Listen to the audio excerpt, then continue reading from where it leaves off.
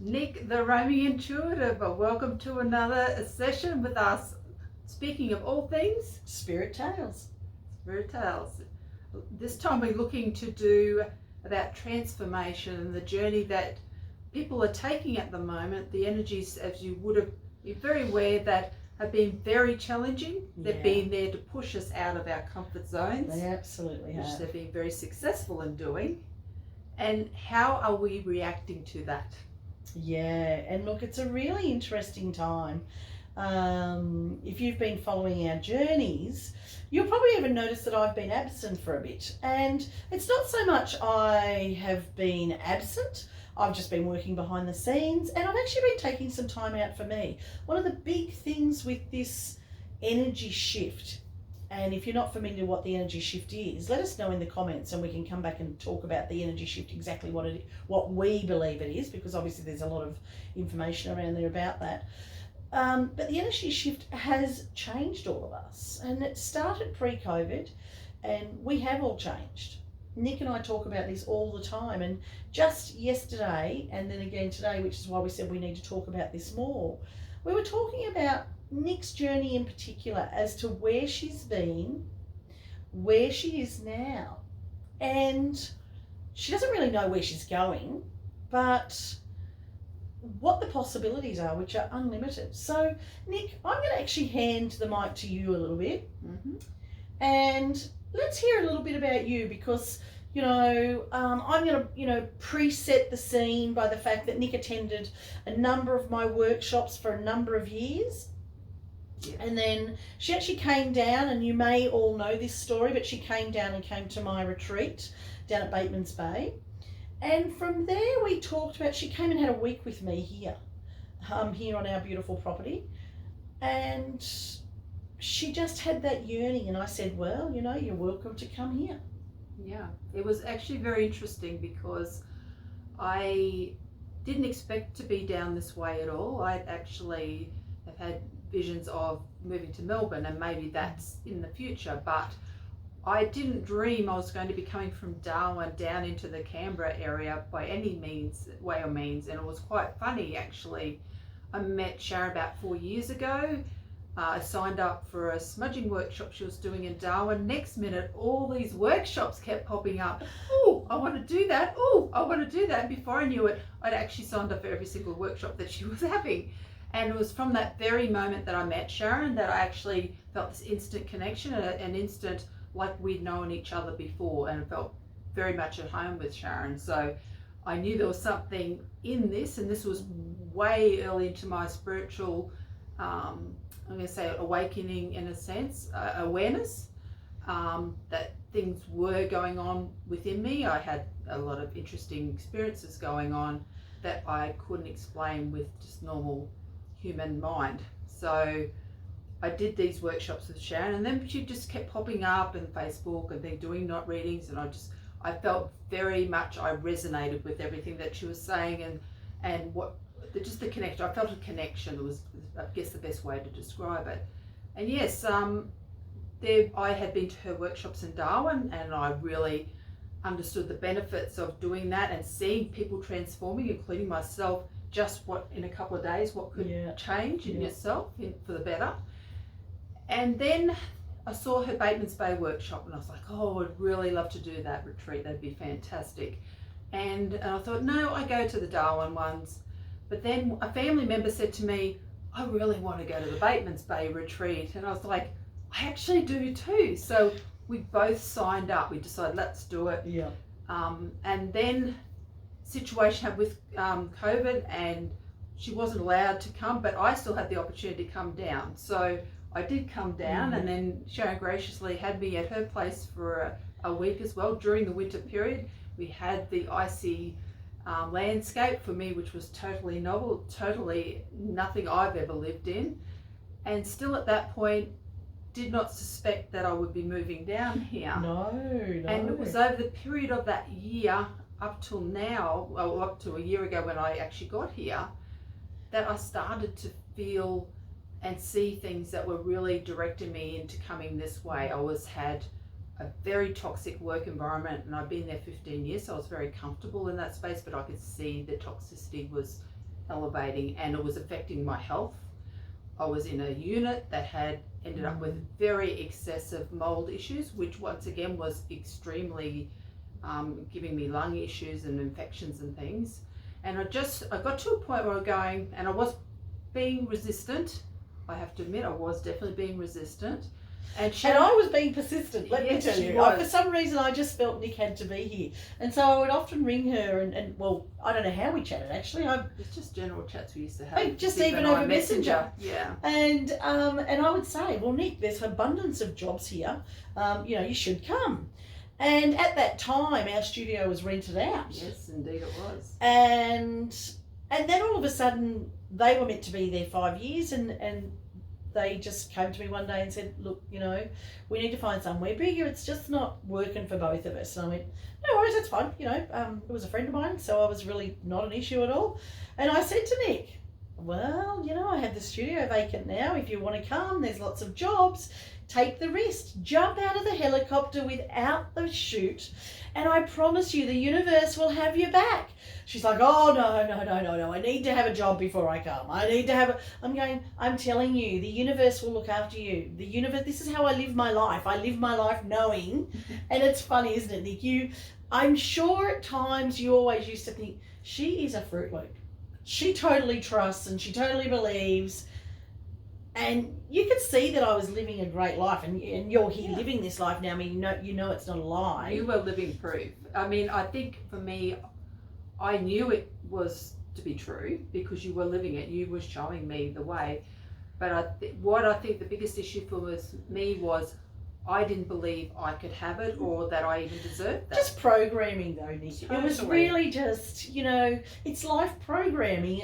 It's how we're brought up. I was brought up in a family where there was never enough. There was never ever enough. And when I did my theta training, one of the big things was I said, I've for some reason in the last few months I've had this money issue, and the lady that I was working with had said to me, as practitioners we had to work on each other, and she said, well, go and ask your mother. Go and ask your mother how she felt about money. And so I did. That night I actually picked up the phone and I rang my mum and I said, Mum, can you tell me about money in our family? And my mum often talks a lot of lack. But when I actually asked her about it, she said, no, we had a very good life. We didn't really go without anything. I was like, what? And so that actually helped me. The next day I was able to go back to do the workshop, and I worked through that work, and I did let a lot of stuff go re my mother. Theta was wonderful, and being a practitioner is great as well, and a coach. But it's not just necessarily about theta or access bars or Reiki or energy work. It's a combination of continuously living, and I think that's what you've learnt over the time, Nick, is you had the week here with me. We did a lot of spiritual work. Yeah. Because Rob was away. He was stuck down the coast with COVID. And I think you were ready to jump. You still just had a lot of that old conditioning. It was definitely old conditioning. I was a daughter of an artist, so there wasn't a lot of money in our family growing up.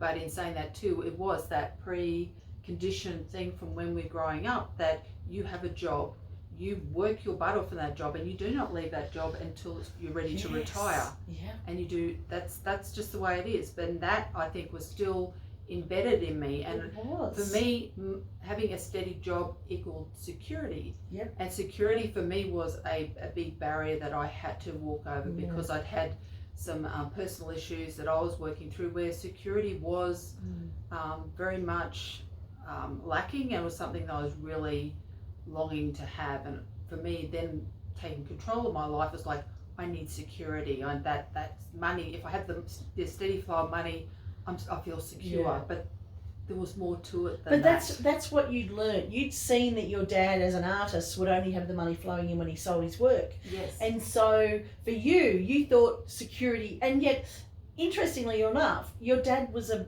beautiful man that lived a wonderful life and loved his art and loved his family. Yeah. And so for him, the money probably wasn't as big of an issue as it was for you. Again, coming back to me looking at my mother, you looking at your father, we were thinking that's the way it was. But what actually brought this conversation up today was or was it yesterday? I can't really, it doesn't matter. But Nick had a thing pop up today that she's basically, Nick has actually been here over 12 months now here in Canberra. And basically she got here, she opted to take some time out, something that she would never have normally done. And I'm talking 8 months. She didn't just take 5 minutes. She had intended to take a month off. And, we talked about it, and I kept saying to her, Nick, just go with it. The jobs were coming in. Jobs weren't an issue. No, not She at all. could have walked into a job the next day. That was not the problem. She couldn't believe how we were going down to the coast for a retreat, and she was offered a job that day and was actually she had the interview and was offered the job, and she was totally blown away. With half a day. And as you know now, jobs here are even more abundant, more abundant. We can walk in and out of jobs whenever we choose. The muggle jobs, that is. Yeah. Excuse me. I mean, a job's a job, really. It depends how you look at it, isn't it? It's the energy that you give it. Just a bit like how you were giving your energy. And I guess the big thing I want you to share with people today, Nick, is, 8 months. You had 8 months off. And for me, that was a very significant thing. It said I came here with the intent of maybe a month off at the most. So I was really forcing, even though my health was actually needing the rest. My lungs, even now, they're still working through, but they're getting there. They're getting better. But I was like, I have to go and get a job. And the reality was then I forced myself to go back to work before I was ready. Universe threw me into a job with the most toxic, unhealthy situation to push me back out of that job. It's like, you're not ready to go back. But I thought I needed to, because that's what I believed. That's what you were conditioned to do. Because it was preconditioned. You're probably sitting out there going, yeah, but how did she survive? And okay, Nick and myself have been able to live a life of freedom by choices that we've made when we were younger, and how we've actually had saved money, and we've both had beautiful little safety nets. I mean, my husband and I have been self-managed, self-funded retirees for over 2 years. And it's about how you see yourself. Nick, one of the big things, like obviously jobs, we knew that you could just ask for a job and it would come on your doorstep. Yes. But also, because that will be the big thing that people out there are wondering about. Well, how did you afford it? As I said, I think the biggest thing that I've had to learn, which is that it's law of attraction at the end of the day, is firstly, don't go out there thinking that, oh, I won't have enough money, because the universe will go, oh, you don't want enough money. Okay, that's fine. That's one thing I've actually had to really shift, is that mindset of lack. I go out there with the purpose of, don't go ridiculously spending or anything. I mean, I have days that I do, but that's fine. But and you've got to be real about it. If you've absolutely got no money and you go out and spend, buy a camper van, like I just did, and I don't have the money to buy that camper van, well, we're in a human world. Yeah. That's going to end in a disaster if you can't afford to pay for it. That's just as simple as it gets. We said that today. Is we still have our own level of responsibility on responsibility, how we spend our money, but also how we make our money. I mean, I've been a cleaner, said right up to now in the corporate world, which I've done for many years. Both have their pain points, I'm going to say, but I was willing to do that because at the time that was like for the cleaning job, my son was at school, so I could do that in schooling hours. So there are always ways and means that you can do it. But I think the biggest thing for me has been about trusting that it's there when you need it. Like I'm about to step away. I've just done a 6 month contract. Listen to this. Oh my goodness. I'm about to step away once again after 6 months, and I'm taking 2.5 months off to go overseas, which I will share that journey with you. And we'll do another vlog on that one, let me tell you. And then there was this mindset with me as I'm still working through these processes, is how am I going to, like, we're not going to have any money coming through while I'm away. And then I said to Sharon, actually it was yesterday, the day before, I was like, well, it'll be time to fill out taxes and I'll get some tax money back. Well, there's my money for my holiday. If I want to go and do something while my holidays, I've done it. And my holiday, I've been paying off over a year. So then it hasn't Yes. financially hit me in one go. No. It's been a gradual spend. So when I go over there, the only thing that I will have to purchase is any food or any fun activities I want to do. But importantly now too, during that 8 months, Nick was actually able to set up her business. Yes. And so, which went from the Shamanic Angel, transitioned now recently to the Roaming Intuitive. And from that, she has created a number of programs. She does one-on-one services, and she's still continually creating, learning that she has to incorporate her travel, her cooking, her mediumship, her Reiki, all into one. And that's how she brings her clients together. And so you can actually book a session with Nick through her webpage or her Facebook, or you can call her. But I think the big thing and the really important that I really want to stress with you all is Nick, eventually I talked Nick into, and obviously she has her own free will, so it doesn't matter what I say or what I do, Nick still has her own free will to do whatever she wants. We all do. But she eventually made the decision to take a risk and just bite the bullet and come. I did. And Nick, I know when you first got here, you were talking a month. I'm going to have a month off. You know, well, I think did you get a job straight away and then you ended up not taking it or something? Something happened, didn't you? I did sign up for a recruitment agency and they gave me all these job offers, and then, then they were trying to put me into jobs that I said I actually didn't want. They were trying to force me. They were just trying to get their money. Yes, yeah, essentially. But at least at that point I was at the point where I would say no. Like I had a little bit of an idea of what I wanted and what I didn't want, but of course, as we've discussed, let me assure you that has changed even more again. It has changed. Well, each time I have these job journeys, I've learnt something from it. And this time, I think more than ever, I've got great clarity on the sort of work I want to do, the sort of work I don't want to do, and more importantly, because I want to move more into this spiritual space, is the amount of hours I don't want to do in the corporate world anymore. And I think a big thing that the current job that you're in, you love it and you love the people in it, and it's such a creative space for you. So that's beautiful for you to actually be. I tend to think of that as a connection to your dad. Oh, totally. Yes. But really interestingly enough, you've learnt that, and also watching me, I'm about to transition back into the Muggle world. Yes. Why, you say? Because I just need to have that kind of connection. I just need a different connection. I'm only going back part-time, and so I won't be shutting my business. I'll still be keeping my business going. Nick and I laughed about this today. I did that for over 25 years before I opened Intuitive Soul. So what does it matter if I do that now? Except differently now, I won't be working full-time and running my business full-time. I'll be doing both part-time, quarter-time, and some retirement in there as well. But I think the really important part for that is you need to understand about what do you want? What do you want? Because I think originally Nick didn't know what she wanted. Totally. And look, what can I say? I have actually been on a journey of what do I want? Because I have had so much abundance thrown at me recently that I guess there is so much opportunity, and sometimes you need to work through that, because the opportunity that I have now, and this is a lot of work that I've been doing some work on recently, is the opportunity that I have now. I'm not the person that if I had this opportunity 10 years ago would make the choices that I'm making now. So, I need to look at the opportunities I have now and the person that I am now, and bring both of them together. I think that's really important, and that's what Nick's trying to do with where she is right now, knowing now what she wants in different jobs. I think with age comes that understanding of what does healthy balance look like. Being from for you, for you, because it's going to be different for me. Absolutely. I like coming from Darwin. We weren't impacted by COVID like all these southern spaces.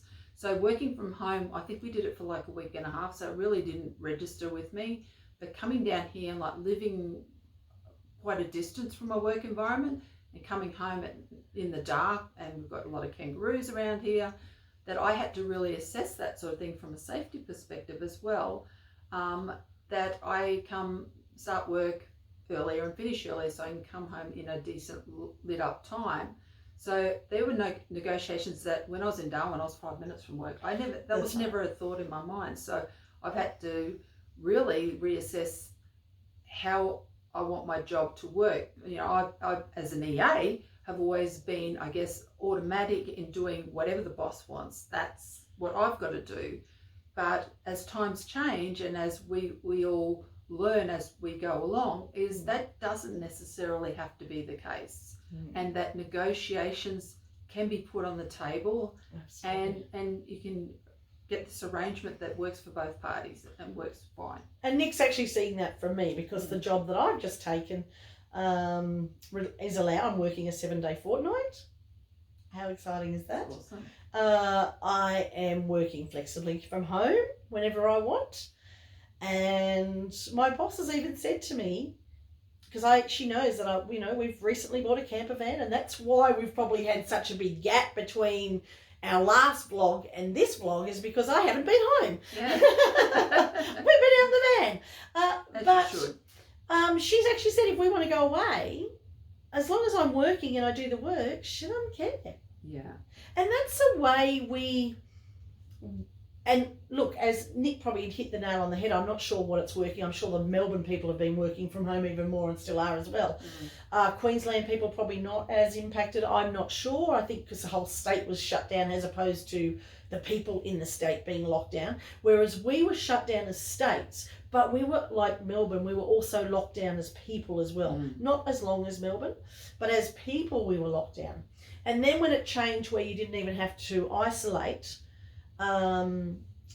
they still, our surrounding area is ACT, and so very, very precautious, I would say. Yeah. And so there's still a lot of people that, even though that is not really affecting them, they're still working from home. Yeah. And so Nick has actually seen and heard those conversations more than she would ever have, and gone, and I've also encouraged her to say, well, hey, now when you go back after your trip overseas, you need to be very clear on what you want in a job. And Nick's like, yeah, I do. And I've actually seen that now. Yeah. And I know that because she's had now the taste of working from home. Yeah. And she's like, yeah, that's what I want. Yes. And people around us everywhere here, like all of, our friends here, Helen and Nikki and all, you see all of them working from home. Absolutely. It's just a matter of, this is the thing now moving forward. When I come back from my leave, I'll reassess how I'm feeling. Yeah. And I will write down, what do I want in my job? I want, time so I can work on my spiritual stuff. But I also need that time for my self-care and all that sort of thing as well. Like it's gaining a healthy balance in my working life and my private life. And I'm excited now because I've seen the possibilities that I had not lived, so I was not aware of them. But now that they're being brought to the forefront, it will make my choices a lot easier moving forward, knowing that I've got a better chance now of having a better fit in whatever I choose to go forward with. If it doesn't fit, I won't be taking it. And Nick, tell us, as a young woman, because I think for me, I probably just said to you, just do it, Nick. You just have to believe. You just have to do it. And I think I've been living this life for so long that I probably become a little bit complacent sometimes. And I do not probably have that empathy for someone like you that had that fear. For someone sitting out there now that's saying, and we're not saying everybody move to Canberra. We're absolutely not saying that at all. We're not saying pack up everything and throw everything away. We're not saying that. We have to do what works for you. Living your best life is going to be different for you than what it is for me. And you have to figure out who you are and what you want in life. And we have changed. We've all changed. And if you're saying that you haven't, I think you're a bit of a bullshitter. Well, I think you just need to look back. I've just said shown the last couple of days, I've actually looked back just from this last year, which has been quite a significant change for me. And that's what brought a lot of these conversations up. And I've really seen, I've grown quite significantly. And I think you really have to do a self-assessment on where you're at, how you're actually feeling inside. And if it's not feeling right, then what do you need to do to adjust it so that you do feel right? Because living our best life, you should feel good in it. It should fit you like a glove. And if it's not feeling like that, you need to look in the areas of what needs addressing. And you have to also identify that you're going to live, we're in a muggle world, we're living a muggled life. Absolutely. You know, we're humans, for goodness sakes. We're just having this human experience. As spiritual beings, we still have what we know, and what is when you actually connect with that. When you become connected to your inner knowing, you then start to live a life that's very different, because you just live that intuitive life that's trusting and believing. However, it doesn't mean that you can control everything around you, or your reactions sometimes, your actions. I always talk about your choices, your actions, your reactions, and your thoughts. They're the only things really you can control. But in saying that, a woman like me who's been doing this work for a long time now, I still have to do a self-assessment. I still have to check in with me. I still have to understand what I want and where I'm going, because that changes all the time. Because as we change in life, our journey changes too. And so it's a bit like, would you stay with the same bank that just kept putting your interest rates up and up and up and up and up, and yet there was a bank over there that didn't put their interest rates up as often? No, you'd be going over to see what the bank over there's got, to actually see if you can get a better interest rate, because you want to save the best and do the best for you. That is like your life. I can't stress that enough. So Nick, brings me back to my question. What you know now, Yes. after 12 months, Yes. what would you tell people out there that are feeling stuck, feeling like they don't belong, feeling like they need change, whatever else is not aligning to them right now, and they feel like this is just not working for me and I need to do something different? What advice could you give them? Well, I think, once again, if you're feeling like things aren't fitting for you and they're not right, because as we grow, things have got to change. I mean, that's why things don't feel right anymore, because the universe is trying to gently guide us towards what I call our true north, our true path in which we're meant to walk, that feels like it fits like a glove for us. So I think the first thing is to self-assess. So look at your life. As I said, we're not in control of anybody around us. We're only in control of what we can do for ourselves. And then from there, look at what bits you need to change in your life. And you don't have to do it all at once. It's little pieces of steps. You just take a step at a time and just do one bit at a time. I think the first thing you really need to do, things that aren't serving you, you need to let them go. It's very much like if you're looking What does that mean? Declutter your life. What is actually, this is probably some of the questions in my soul membership too. Yep. What does it actually mean to let it go? What do you, you spiritual people, and I'm just, looking at this from a third person here. You spiritual people always talk about letting stuff go or forgiveness and all. What does that all mean? Well, I guess to use it for, say, example with me, I had a toxic work environment. Well, why would I want to stay in an environment that doesn't respect me? It's actually making me physically ill. And when you're in a long-term amount of stress, as a lot of you might know, the disease can lead to disease. Yes. Do you want your life to end in that way? Absolutely not. So if you're in a situation like that, then you might say, I need to look at getting another job or something else that doesn't have me feeling in this dreadful state. I'm going to have to say dreadful state. Same thing with the unit. The unit was making me physically sick with the mold. So then it would be a matter of, do I just need to move into another unit or share with somebody? If it's say financially you were stretched, maybe you need to share with somebody. Like there's always alternatives to do, but letting go means then removing that from your life in order to then have something come in that's actually better aligned to you. Yes. And actually makes you feel good inside and not makes you feel dreadful inside. If you're feeling dreadful inside, then there's something that needs to go, because that's not a natural body state to be in. Tell us, what were the first steps you made when you... Well, actually, no, let's take it back even further. What actually made you make the decision to come here? I initially said my biggest concern was work, thinking I needed to have a job before I come down there. And then you had 8 months off? I actually... See, we just never know what's around the Well, corner. yeah, I was applying for jobs and nobody would take me seriously. And I was actually sitting with a friend one night.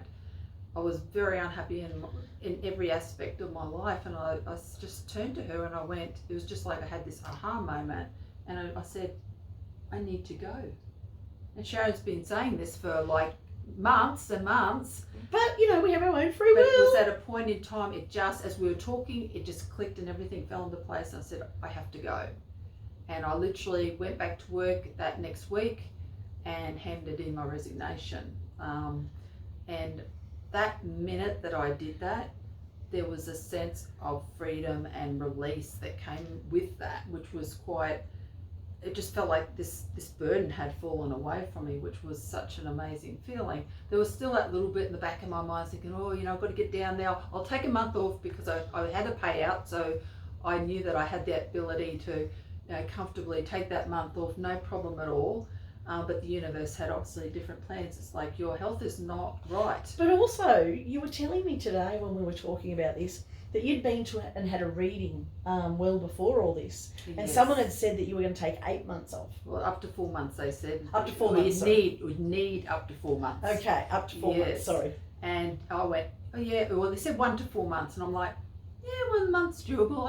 I'm not going to take 4 months off. No way, no way. So what about now comparing that you, you know, that you thought you were going to take a month off and you actually took off 8.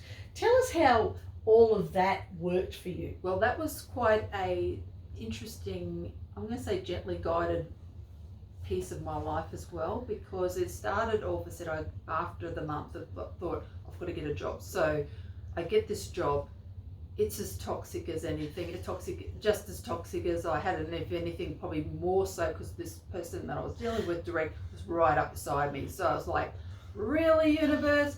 Really? Is this what you're doing? So within 2 months, I was And isn't that, sorry, gone. I need to interrupt you there because I'm like, you're going, really, universe? And what about the universe going, really, Nick? We told you not to go back to work Exactly. yet. They told you to take 4 months off. And it's like, isn't that funny how we immediately blame the universe or blah, blah, blah, blah, blah. And yet when we flip it. Yeah. Well, we treat it like that they're punishing us. That's exactly and they're not. right. They're just like, you know, you're not supposed to be Yes, we're just actually guiding you in the right direction. there. Yeah, so then from there I finished that up. But then I knew that we're coming up to a point where we were going to do our trip to New Zealand. So then I thought, well, there's no point going back to work for a couple of months, because then I'll be telling him, you know, I need to go again. So I didn't go back to work. And then we had our New Zealand trip. And who would have thought? She's finished up work, she was taking a month off, and she ended up with 4 months off. Yeah. We went to New Zealand, like this trip to New Zealand on a boat with Esther Hicks. And if those of you that don't know who Esther Hicks is, she's like one of our idols in the spiritual world. And she was on a cruise. She was doing the celebrity cruise. So we went to a 3-day workshop. 4 of us incredible women actually got to go on that journey, and we shared that adventure. Would you have even imagined that could have happened for you? Never. And the funny part was, I thought, I'll finish the I knew I was cruise. going, by the way, because I'd actually tried to book it pre-COVID and couldn't get on it. And Yeah. So And I knew I was eventually going. Yeah, and I was moving, so I was telling everyone, including my friend who I'm now doing this trip with in 6 or 7 weeks, oh no, I've got to go to work. They won't give me the time off. I won't be able to go. I'm sorry, I can't go. And I'd said this with the girls. And there was something during that night I got I think we were all just chatting, like we. Yeah. So the group that was actually originally Alex was coming with us, but Alex couldn't come, and we ended up with the beautiful Maya. So, but we shared Alex. Shared we the took her on journey. that journey with us. Yes. But it was interesting. Like, it was such an incredible time, and when we were and I've gone, I'm in. I didn't even think about it, did I? Like, No. I'm like, I'm in. I'm going. And I you was were like, "Oh, no, I'm I not can't. going, I can't." I'm about, you know, I've got to get down here. I've got to get a job. I can't go. And then it was overnight. I literally, the next morning I woke up and I went, No, it was Tracy that swapped with Alex. yeah, I have to go. Yeah. I knew I had to go. So I messaged back and said, I'm coming. I've changed my mind, I'm coming. So we did the New Zealand trip. So then in my mind, I'm like, right, I'll come back and then I'll get into a job. No, No, that did not happen. I got COVID because... And we shared a room, she got COVID, and I used to say the whole time, I'm not getting COVID. Not getting COVID. I won't be getting COVID. And I've been saying that, but I was trying to force myself once again back to work. So the universe goes, it's not time for you to come back to work. We're going to give you COVID. So I got COVID, and I after I was very sick because my lungs were still affected by the mold. So it actually been quite a number of weeks. I put it back out into the university, out into the recruitment. I'm ready to look for a job. So they came up with 2 jobs. Now the first job, I got given the wrong address. I was actually an hour late to the interview. So I went, that's gone to shit, let's just say that. And then I had this other job, and it's actually the job that I've got now, ironically, but at that time it was a lower paying job. And I was still really sick. And after the stress of running around this other job, I pulled up outside this place and went, I can't do it. I'm not meant to do it. I felt dreadful. I felt sick. And I was just like, this is ridiculous. What am I doing? So I rang them up. I said, I'm sorry, but I'm very unwell. I'll have to leave it. So I then allowed myself time to get better, which is what I should have been doing in the first place. And within the January, not only did I have this job, but they'd elevated it to another couple of levels and changed the title of the job, which was to something a bit more interesting. So if I'd taken it as it was, I not only would have had a lower paying job, but one that was not as interesting as what this was to be. And here I am now. I'll finish the contract up, and literally a week after I finish my contract, I fly to the UK for my amazing trip. And which will obviously vlog, but Nick herself, if you follow her on her at The Roaming Intuitive, I always get that wrong, it's The Roaming Intuitive. Yes. She's on TikTok, she's on YouTube, she's on Facebook, and she's on Insta. Yes. You can follow her journey, and I really admire her because I've lived, it's actually been very interesting for me because I live my life, as you know, Nick, in belief, in trust.